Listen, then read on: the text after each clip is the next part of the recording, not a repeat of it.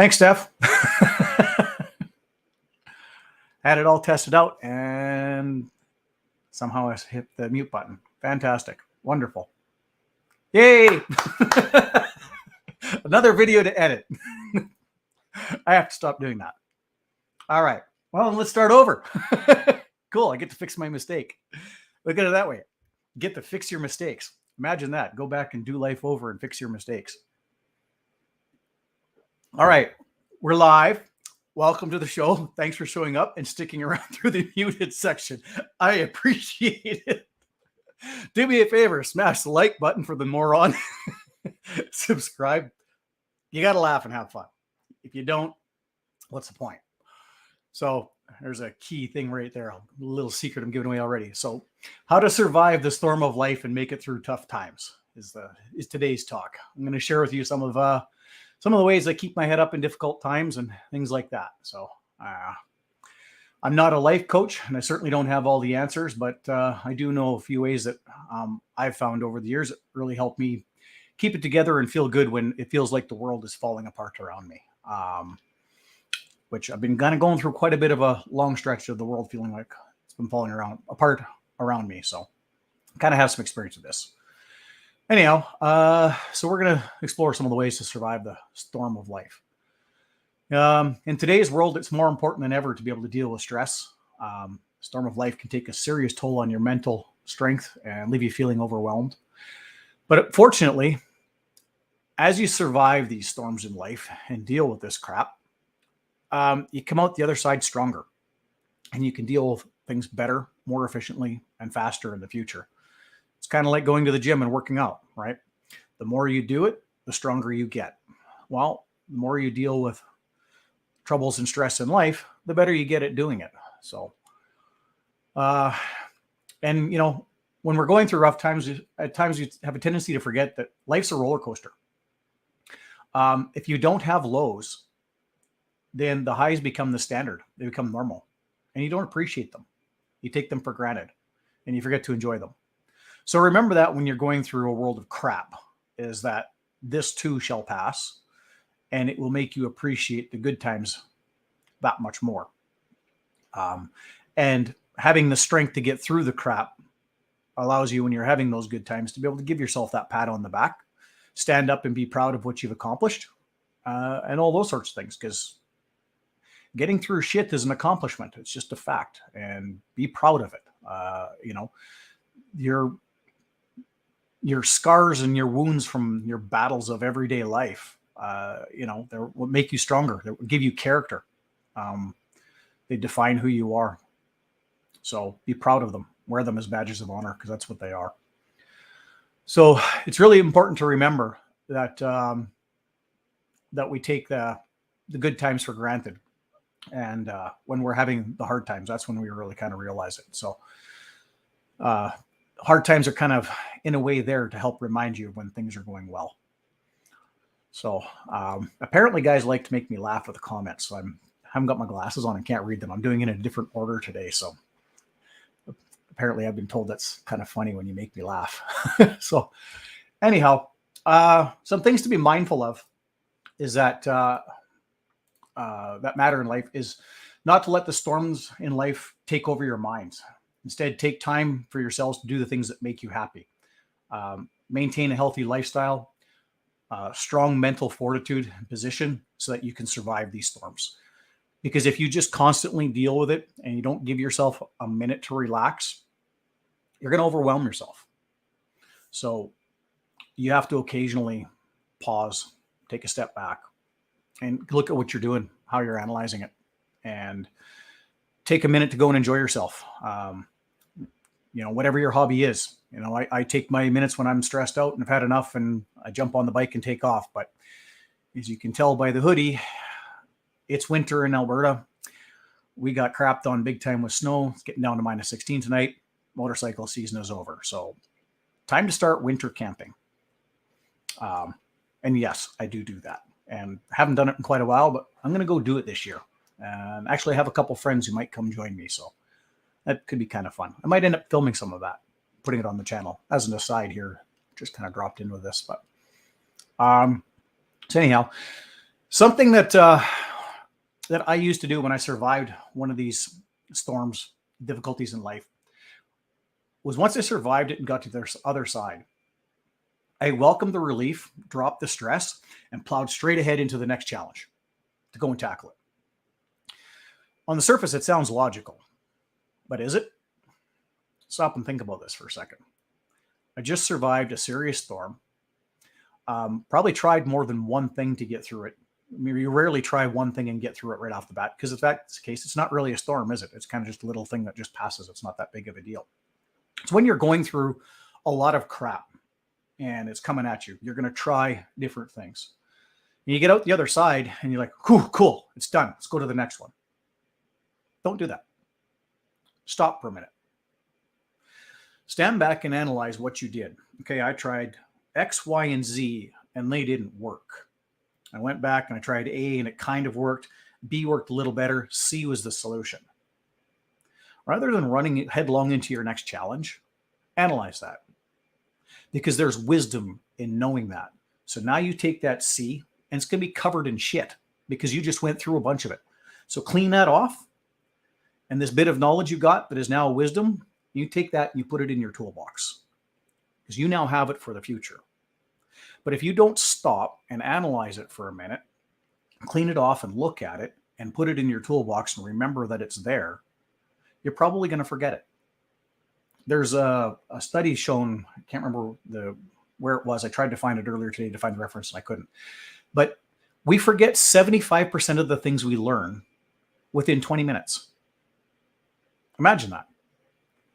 So if you don't take a minute to sit back and analyze what you did to solve the storm that you just went through, there's a 75% chance you're going to forget it. That means the next time you come to it, you don't have that wisdom. So it's not exactly very smart to charge right headlong into the next challenge, is it? Think about that for a minute. Take that wisdom and let it sink in. Clean it off and save it.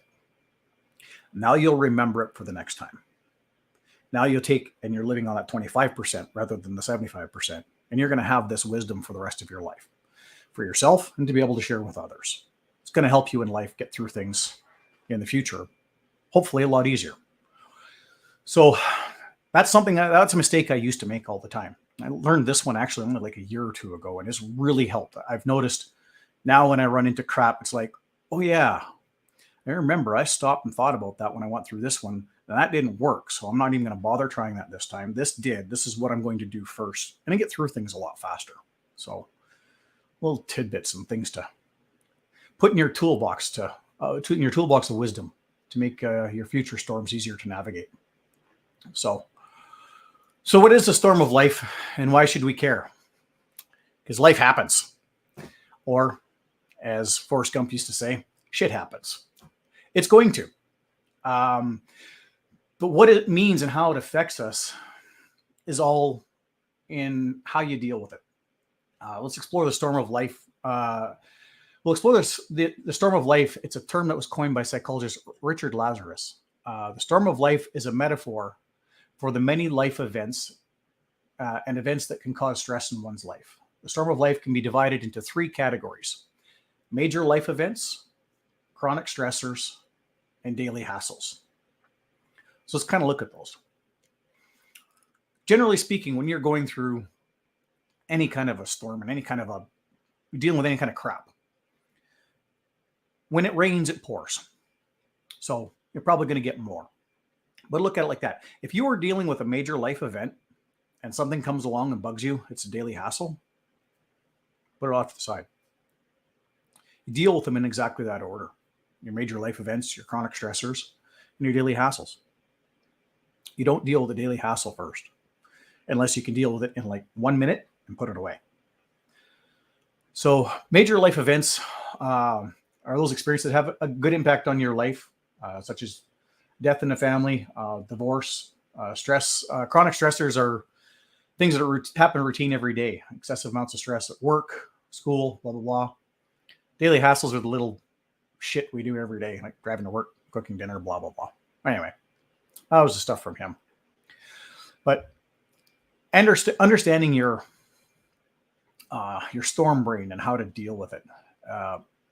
Storm brain is a term that was coined by Dr. Daniel Amen to describe the intense and chaotic thoughts a person can experience when they're in an anxious state. These thoughts can be so intense and so chaotic, they prevent someone from being able to concentrate on anything else. So think about that. These thoughts can be so intense and so chaotic, they're going to prevent you from thinking about and concentrating on anything else. It's not very smart. So when we get down into the keys on how to deal with this, I've got a good way of working through stuff like that. I realized that one a while ago. This stuff is often triggered by anxiety. It can be triggered by other things such as stress, anger, grief. And there's many healthy habits people can practice to help deal with these things, like meditation, exercise, yoga, breathing, journaling, mindfulness. I don't know what that means. Whatever. Strategies for survival. Like I say, I took down some notes. Some of this is stuff I found. Some of it's my own. So survival strategies can be used to cope with stressful events. Coping strategies are ways that people deal with difficult situations. Strategies that people use to deal with difficult times will help you when you can't think of anything else, because it becomes like your muscle memory. So when you're preoccupied and you can't think about it, I'm going to drop the join link if anybody wants to join in on this, by the way. So drop that off in the comments. So where was I?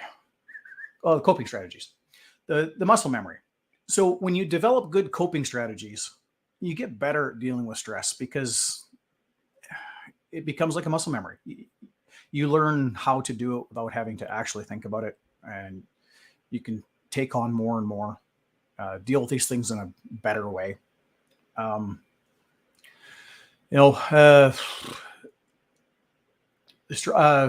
Survival strategies are generally divided into two categories. There's problem-focused and emotion-focused. Problem-solving or problem-focused strategies, finding the solution to the difficult situation, whatever that may be. Find the solution and work at it. And those come back to your wisdom things. Think back to situations that were sort of similar or similar enough that you can draw parallels from. Talk to some people that maybe have been through something similar. They'll have some parallels that they can share with you, help you get through some of that stuff.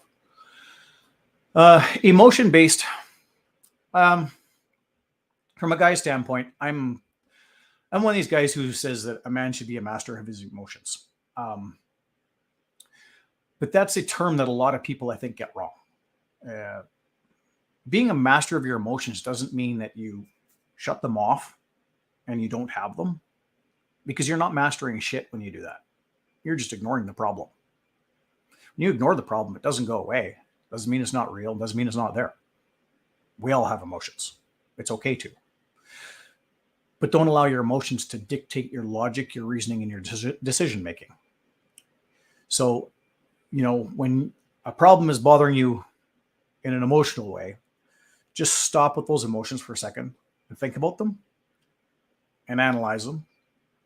Figure out what they're doing and why they're pulling you in the directions that they're pulling you, and logically think about what they're telling you to do. Your emotion is saying you need to react angrily and do this. Logic tells you if you do that, you're going to piss that customer off. You're going to piss that boss off. You're going to lose the customer. You're going to get fired. May not get the next promotion, whatever the case may be. So that's being a master of your emotions, is having the logical forethought to take that reaction, allow it to wash over you, set it off to the side, look at the problem logically, analyze it and deal with it logically, and move forward. When you do that, the emotional part of all of this doesn't come into play. I don't necessarily agree with where they say on that. There are times where those will be your driving factors. And one they said or mentioned earlier, grief, death of a family member. When something like that happens, you're going to have more emotion to deal with, and it's going to be harder to think logically. That's just a fact. It's something we're all going to go through.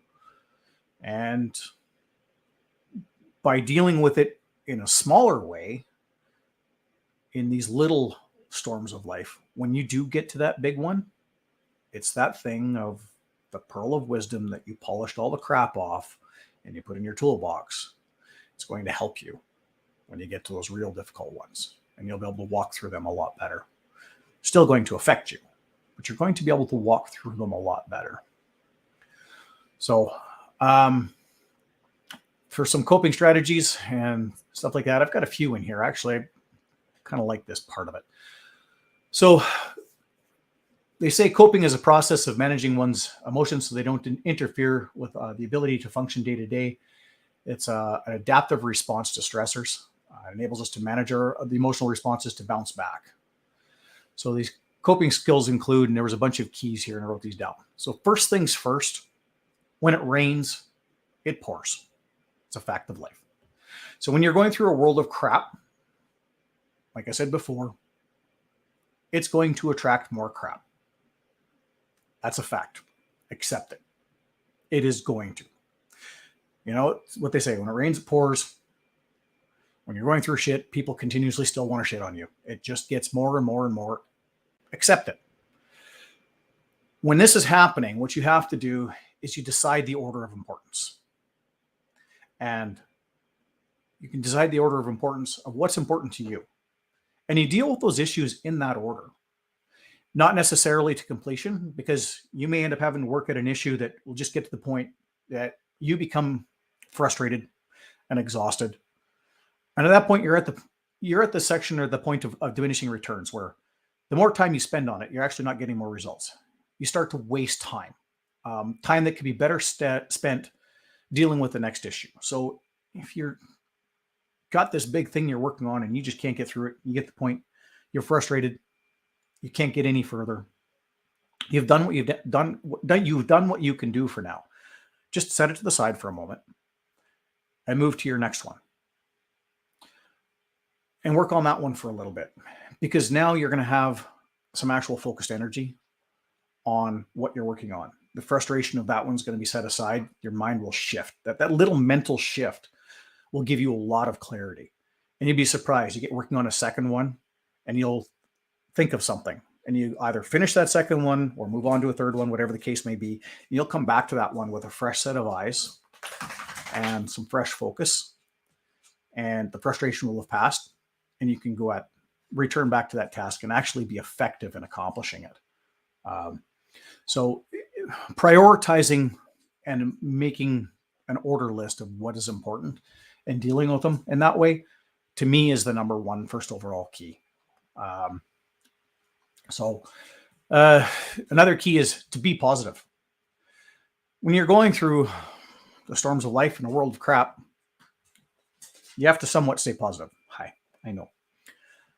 Sorry, Abby's looking for a little attention. You've got to stay positive, because nothing good lasts forever and nothing bad lasts forever either. The only constant in life is change. So no matter how bad it is, it will eventually get better. And you have to stay positive and remember that, because it will, unless you stop. If you're going through hell and you stop, congratulations. You're stuck in hell. So don't stop. Keep going and push through to the other side. That way what are you doing? That way you can get through to the other side. So stay positive with that. Stay in touch with friends and family are things to do when you're really going through this crap. You got somebody to talk to. Find a way to laugh every day. This for me is my biggest way of dealing with the stresses of life and the storms of life. I have a very cynical sense of humor. So most of the time I am dying laughing inside and nobody knows, because I find the irony and the cynicism in everything and literally laugh at it while I'm looking at the person I'm laughing at, and they have no clue. It's just my internal nature. When you do that, it makes dealing with the stress a whole lot easier. So find a way to laugh, no matter what it is. I don't care what your way is, crack a joke, whatever it may be. Find a way to laugh. That'll help you stay positive. Exercising is a good thing. When you're stressed right out and you've had enough, you've pushed yourself to that point of frustration and you're at that point of diminishing returns. You move on to another one. You're still so frustrated you can't get anything done on this one. Then stop. Just go for a walk. Just take 5 minutes, go walk around the block, walk around the shop, the office, whatever the case may be. If you've got an office job and you're up on the 20th floor, take the stairs down to the 17th floor and go use the bathroom down there. Get a coffee while you're there and walk back. It's just that motion and movement and a couple of seconds of relief will help let some of that crap go.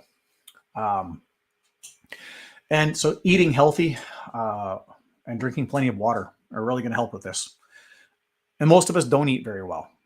And it's actually not that hard if you put a little bit of thought and effort into it and prepare a little bit. I used to be bad at this. I drove truck for 30 years. You want to talk about eating like crap? Yeah, go live on a road for a while. But when I decided that that was no longer an option and I was going to change it, it was surprisingly easy. Just required a little bit of effort, but in all reality, it was easier once I figured out how to do it. So apply yourself somewhere else to leave that other stress behind. It's the prioritizing thing. Make it important. You've decided that I'm eating like crap and this is affecting me and I'm not feeling good because of it, and I'm not dealing with this other stress. Well, then you need to move that up the priority level. Move it up the chain. Deal with it. Because when you accomplish that, you're going to feel good about it. And it's going to make you want to go back and attack that other thing. So make sure you're getting enough sleep. That's a big one. Not a lot of people do. And I know the big stressor when you're going through storms of life and shit is, but I've got all this going on. I can't let it go. I can't go to sleep because there's just so much left to do. When you're feeling like that, this is how I deal with that. When the day is done and it's time to go to bed, it's simple. I know how I am as a person. I know the effort that I give and that I give everything. So when the day is over and I'm tired and it's time to go to bed, I can let it go because I know I've gave everything I had to give. So therefore, I can let it go. And guess what? I'm not going to be able to solve this problem today. And it's still going to be there when I get out of bed in the morning. So who gives a shit? Set it down. Turn out the lights. Turn off the brain. Go to sleep. That's going to help you get through a lot of crap. Big time. So, another one here, don't drink too much. A lot of times we're going through a lot of stress and shit. We drink too much. Case in point, look at all the crap with COVID going on. Alcohol sales increased big time because, there was not much else to do. The stress of it. That doesn't help. So, having a drink to relax, cool, fine. I do it too, definitely. But to try and drink yourself into numbness, it's not going to solve the problem. Not going to make it go away. So that's kind of a bit of a silly one. So, and then the final key on that is to once again, take a few moments to study what you learned from the situation. Realize that, okay, I'm going through this situation, this storm right now. I've tried X and I've tried Y. Okay. And they haven't got me any results. Okay. Then I'm going to try this. Well, is it similar to those? Well, yeah, it's probably a similar method. So is it really going to get you the results? If those other ones were close, then it might. But look at it that way. If you've tried X and Y and they're fairly similar in paths and solutions to the problem, why would you try Z? It's time to mix up the formula. Maybe time to go somewhere different, completely different direction. Try it a different way. So that's the big thing when we get under stress is we tend to get hyper-focused and pinpoint the blinders on, the blinders of life, just stop for a moment, take them off, look around. Sometimes you'll see a better solution when you just take that moment to look, and you can get through stuff a lot better. So once again, like I said, polish up that pearl of wisdom when you actually find it and put it away in that toolbox for the future. So, bit of a conclusion on how to wrap it up. So how to make it through the storm and keep your sanity? Laugh. Find the humor in it. No matter what it is, find the humor. There's always humor in a situation, no matter where you're at, no matter how bad it is. I mean, look at it. Like cops and paramedics and firefighters and the crap that those guys deal with, they have a very sick, very cynical sense of humor, but they have one. So they can deal with the stress and the crap they're going through. So there's always a way to keep your head up, to find some humor in it. So, and the other thing to remember is the world's not going to end if you're getting a little bit of rain. So what? It's going to rain. So you get wet. Big deal. You dry off. Don't let it affect your mood. So, because we have no control over the weather, we have no control over the storms in life. So why would you let them dictate how you feel? You can't change what happens outside of us, but what you can change is how it affects you. You may not be in control of the situation that life threw at you. However, you and you alone are in control of how you respond to it. That is a choice that you make, and it's your choice alone. Don't let anybody ever tell you or convince you otherwise. It is up to you how you respond to everything that happens to you in life. If you choose to respond negatively, your world's going to be filled with negative. So remember that. You get to decide that. Think about that. So next time you're feeling down, something bad happened in your day or your week, in my case, last month, just take a deep breath and remember, tomorrow's another day. And things are probably going to be better tomorrow. And, we all want to live a happy life. Sometimes it's not always the case. Life isn't always perfect. We have to deal with challenges and obstacles and failures, but these experiences don't have to make you unhappy. Because when you get through it and you've dealt with it, be happy. Be proud of yourself. You just solved the problem. You just dealt with a storm. You made it through to the other side. That's something to be proud of. You've accomplished something. You've accomplished something difficult. You've accomplished a task, whatever it was. The stress, some kind of shit, whatever the case may be. It is possible to be happy when things are falling apart. Once again, going back to it, like I said, surround yourself with positive people who are going to support you on your journey. Have the people in your life that you can talk to, that you can call when things are going crap, and you can vent and unload on.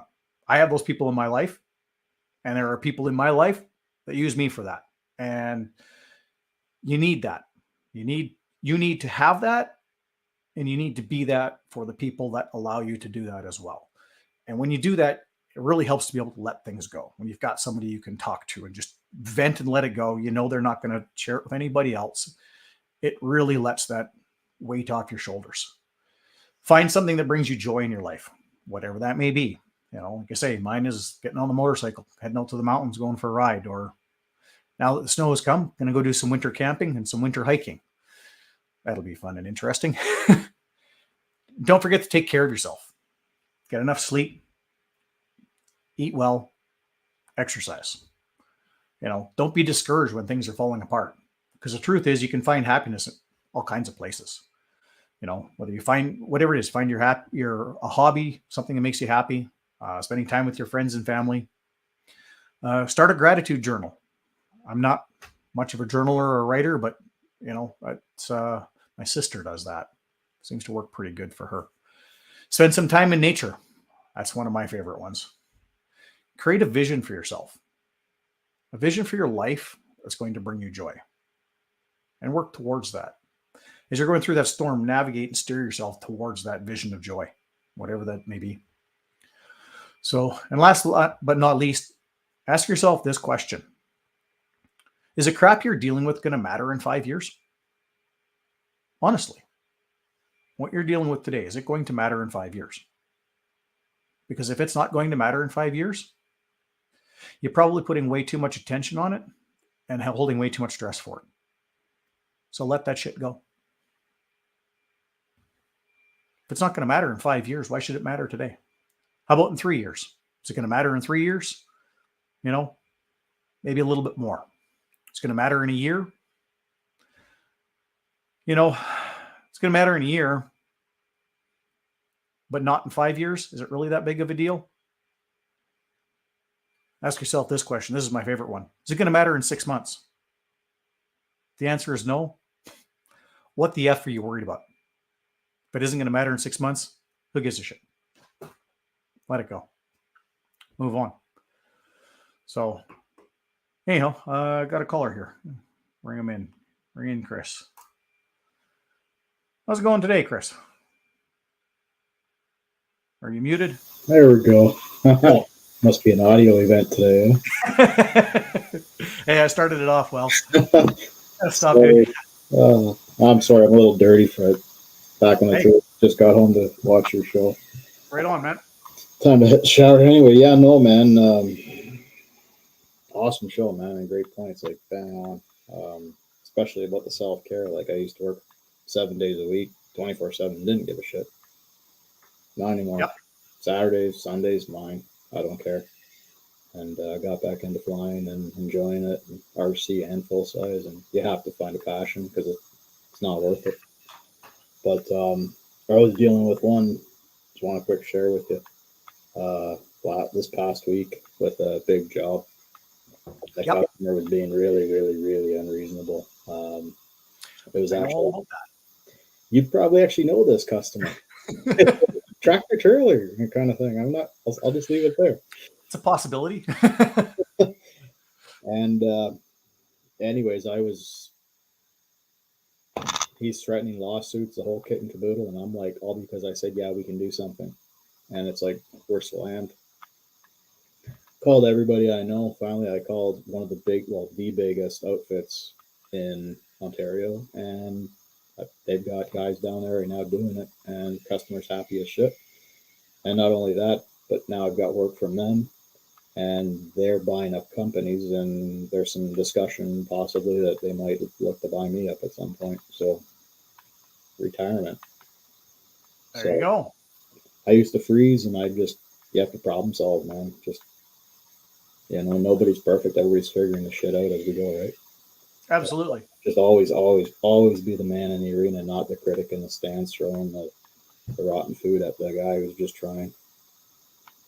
Yeah, well, it's, even when you're standing there enjoying the sunny day, you have to remember, storm is coming. At any point in time, it's coming. Just because you don't see it doesn't mean it's not coming. Oh, yeah. Yep, exactly. Yeah, you bet. Sure makes you enjoy those sunny days, though, doesn't it? If it didn't rain, you'd be bored with them. They'd just be what they are, right? So, like I said, it snowed here like 8 inches last night. Summer's officially over. So trust me, I went riding last Sunday. I rode home, put the bike up on the service stand as soon as I got here, pulled the drain plugs. I really, really appreciate that ride, even though it was cold. I opened the door this morning and literally the dog looked out the door, turned around and went and laid back down in bed. So yeah, it's going to storm. So enjoy the good times because it's going to crap on you one way or another, whether it's a snowstorm, whatever it is. I don't know. Personally, I think we got a big storm coming on the horizon. Just the whole economy, the way life is, between everything, whatever you want to call it, with the economy, governments, jobs, the lockdowns and all the crap for the last couple of years from the beer bug virus and all that sort of stuff. We've kicked that can down the road long enough. Mm-hmm. Those are some big storm clouds. And I think we need to get ready for that.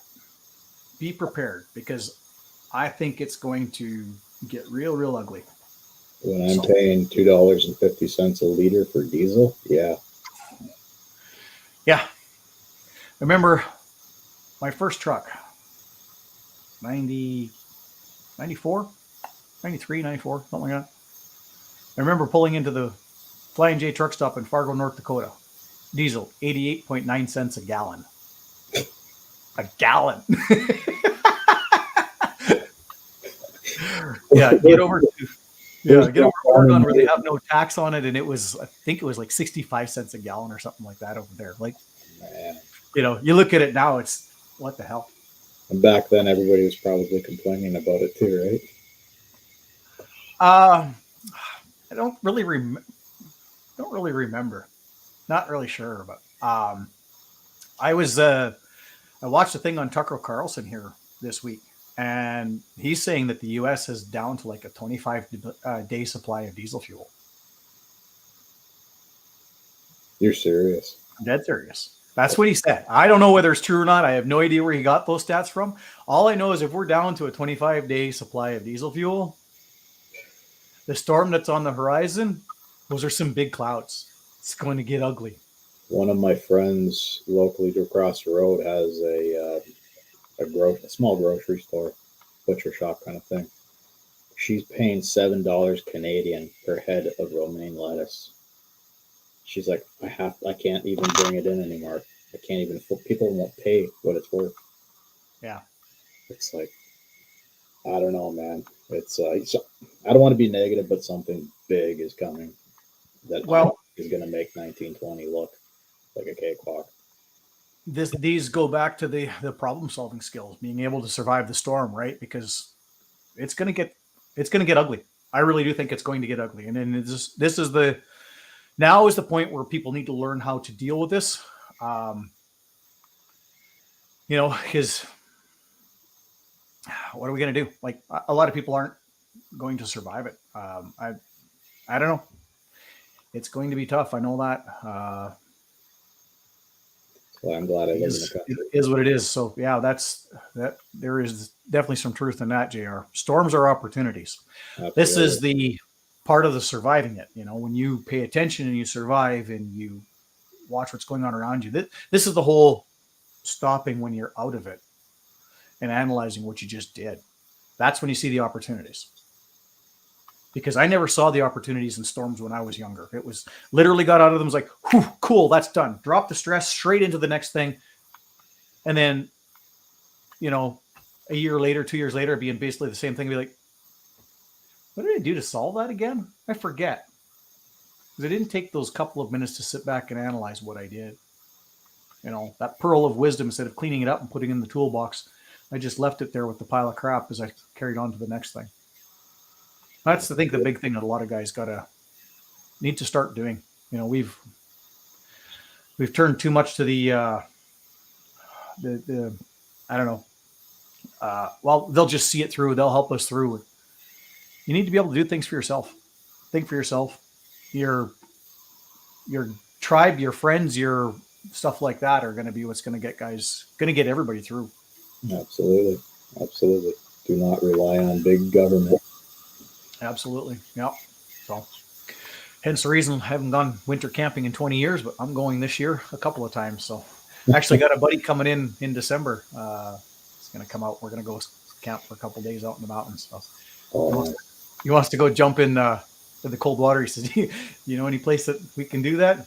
Yes, I do. So we're going to go jump in a waterfall in December. He must be a Wim Hof fan.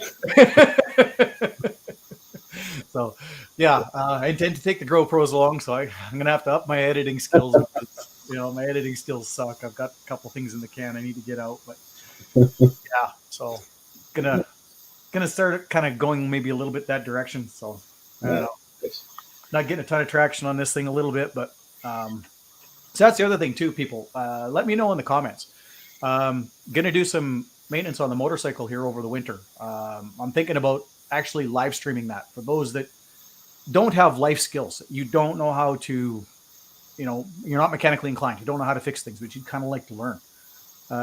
You can find any kind of a YouTube video, watch it. But if they skip through something quickly and you don't understand, you've got no way to ask a question. So that's why I'm thinking of doing these live. So it's going to be a very slow process. It's not going to be real well edited and all that kind of crap, but I'll do them live. And if if I'm doing something in the middle of it, you don't understand, stop me and ask a question, and I'll sit there and I'll actually explain it. Because, like Chris with his welding, he can give an instructional and he'll blow over a minute detail to him that to you might be very important. My mechanical skills are the same way. I've rebuilt so many engines. I used to drag race years ago, built them, stuff like that, that I think nothing of it. Like I literally just plow through it, and people will ask something. I'm like, that's really simple. How do you not know? So this is the taking for granted of your knowledge. So, like I say, I'm thinking of doing that. If somebody's interested, you guys are interested in that, drop it in the comments, because I might start doing that live streaming on Saturdays and maybe do an hour or something like that every Saturday, and spend an hour starting to tear the motor down on the bike. And because I got like 110,000 clicks on it now, so want to go through, freshen it up. So I think that's a great idea. Yeah, great idea. A lot of guys, some of them don't even know which end of a hammer to swing. This is true. I had that experience today with my one young apprentice. Had to, like you said, blew over the stuff fitting up handrails on what's the basics. Yeah. And had some rework to do for him because I took for granted that he didn't know. So you had to step back and go, and put yourself in his shoes when you were his age. Right. Yeah. It's when you've been doing something like that for a long time, it's like me with driving, because like, how do you back a trailer up? How do you not? How far? How many miles?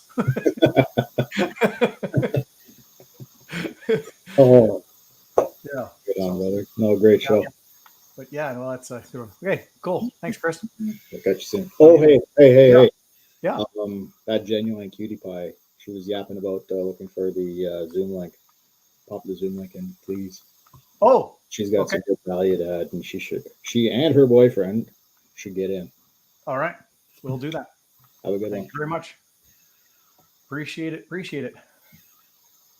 All right. Well, anybody else got anything to come and add in and see if you guys are saying, yeah, that'd be good, interesting to do the live on the engine teardown. That'd be kind of cool. Yeah. My ass, you're not Steph. I know better than that. I've seen what you do. I'm not going to teach you anything. But I was going through some of the comments here. Holy crap. We had lots of them tonight, and I wasn't paying attention. Yeah. The cutie pie. I understand emotions getting in the way of logical decisions, although sometimes it's easier said than done. It is and it isn't. It's easy it sounds easier said than done. The way to make it easy is to literally just give it that time. I personally do a little internal countdown. I'm good at 3 seconds, generally speaking. If somebody says something that really gets under my skin or really pisses me off, if I do a 3, 2, 1, it's passed in my head. When I was younger and I was more of a hothead, that was probably like a 10 to count down, because I flew off the handle at anything because I was slightly hyperactive. But there's the way to do it, is when something hits you emotionally, let it hit you, because we all have emotions. It's going to. Just let it hit you, but don't react right away. You can do the facial expression. That's going to happen regardless. You don't really have control over that, but you do have control over the action. The facial expression is not an action. That's a reaction. The action you do have control over. So just take that and count it down in your head. Figure out what that number is. Start at a 5, start at a 7, and just count it down, and don't concentrate on what the person said. Don't concentrate on the emotion. Literally concentrate on the number. And when that number gets down to 0, the emotion should have gone past. And then you can think about it logically. That's the trick for that. That's what I found anyhow. Hopefully that helps for you. So anyhow, doesn't look like I got any other callers, and kind of through my stuff. I don't know if anybody else wants to come in. Yeah, start at 200. What's that? I guess I missed something. Yeah. Yes. Learn how to repair stuff and grow your own food while you still can afford to fail. definitely. Good point, because I think yeah. I think food prices, well, I mean, obviously they're going to go up. Fuel is getting ridiculous. If fuel becomes a short supply, think about this, people. I spent 30 years in the trucking industry. Let me explain the logistics of the grocery warehouse system in North America for you, particularly in Canada. Generally speaking, you're talking about a 3-day supply. That's it. That's all they've got. Now, it might be 3 days before the grocery store actually wears out, but the warehouse has a 3-day supply. And if stuff isn't coming in every day or every couple of days, those things are going to run out very quickly. And they do. 3-day supply generally handles most storms, since we're talking about the storms of life. Particularly here in Canada, there's several mountain ranges for most fresh groceries, for produce to get into Canada. Your vegetables and all that sort of stuff that come from California, they've got to go through the mountain ranges in Nevada, Utah, and through the mountain ranges in Montana to get to the distribution warehouses in Alberta and Saskatchewan and Manitoba. That is the route here. And so through that, there could be delays by 3 days. Hence the reason there's a 3-day supply. And then from there it gets distributed and sent out. But we start running out of fuel, or we start running low on fuel and these sorts of things, those issues come up very, very quickly. It doesn't take very long whatsoever for them to go. I don't know if you guys remember the 9/11 thing, September 11th, when the planes crashed into the World Trade Centers. They grounded all the planes in North America. I was at the border driving a truck. They closed the borders as well because the U.S. didn't know what was going on. They actually thought it was a coordinated attack by a foreign country, not the terrorists. And they actually thought it was a possibility that this could be coming to war, and they needed to get control of the situation. So they grounded the planes and they closed the borders. Nothing crossed either direction. They were closed. I was there. After 12 hours, only 12 hours, the customs agents started coming around to the trucks to find out who was hauling groceries. Because the stuff with live produce on, they let that go. If you weren't hauling live produce to keep the food supply open, you didn't cross. I didn't. That's not what I did. So think about that. When the entire world was shut down because they didn't know what was going on, they kept the food supply open. Think about that. Just some advice from a dumb truck driver who doesn't know anything what was there when they closed the border. So, yeah. Food's gone up significantly. What is it, like 20% or something like that? Ranges anywhere depending on some stuff. Like I've seen 15 to 25% on stuff. Yeah, with fuel shortage, it's going to get even higher. We're coming into winter. What happens in the wintertime? We burn more fuel. It's just a fact. We live in a cold society. We have to keep warm. And in order to do that, the most efficient way is to burn fossil fuels, is what it is. So, and it's not just trucks, it's trains. Airplanes run on basically kerosene. Jet fuel it's a derivative of kerosene, similar to diesel fuel. It's the same base fuel anyhow. Like these things are all tied in together. It's not like, oh, well, they run out of diesel. It's no problem. My car's gas. I'm good. How do you think the gas gets to the gas station? A diesel fueled truck hauls it. This stuff, nothing is independent. So when this storm comes, it's going to hit everything and everybody. The whole thing is a spider web, and all the gears work together. I don't know if you've ever seen a great big massive gear train of things work. You take one tooth out, the whole thing goes out of time and doesn't work. Just one. That's all it takes. So think about that. There's a very, very delicate system in how all of this works. When we start running out of things like that, the prices that we're seeing now are going to get worse. And yeah, the government's plan to cut back on fertilizer usage and production and stuff like that. It's going to lower yields. Less food being produced means they get to sell it for more money. Supply and demand. Simple economics. It ain't hard to figure out. We learned this stuff in grade school, not even high school, for crying out loud. So, yeah.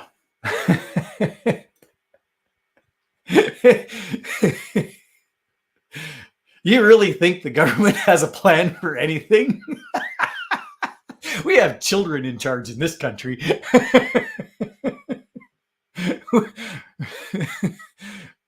Oh, I'm done commenting on that. That was hilarious to me. So anyhow, if nobody else got anything to add calling in, I'm about wrapped up and moving in. Oh, really?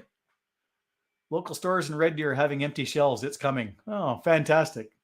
I live in Red Deer. So luckily, I pet my food. So what I pet this year is what's going to be in my freezer next year. So I'm good that way.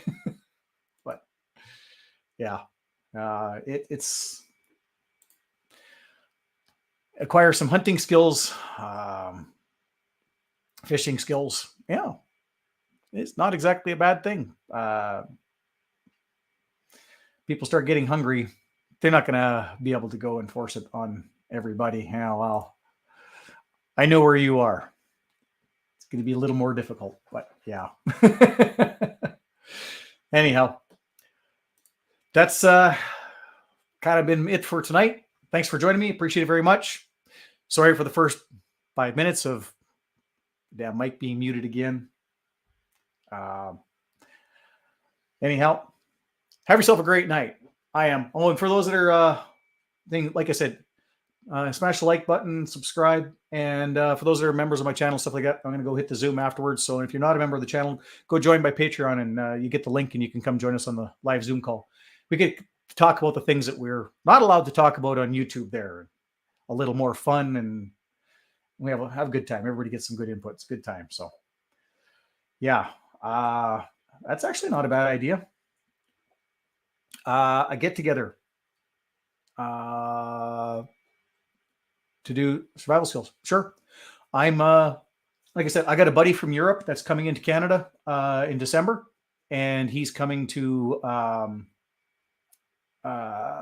he's going to come out west here. He wants to go, like I said, jump in the. He wants to jump into a waterfall with snowy background and sit around a fire and warm up. And he says, can we do that? I've done that before, so yeah, we can do that. So, I mean, if guys want to get together and do that, I have no problem putting something like that together. You bet. Just drop a message in the thing. Join my channel, send me the message, get a hold of me on there. I'll put something like that together in a heartbeat. That'd be a good time. I've done that. I grew up in the bush.